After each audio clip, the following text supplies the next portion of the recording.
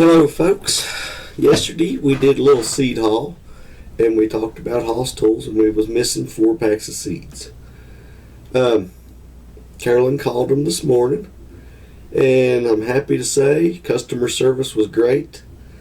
The lady said there that she would get the seeds in the mail this morning and we should be receiving them pretty soon. Apologized several times. Said that she was so sorry that it had happened. Seemed like great people, folks. But HossTools.com.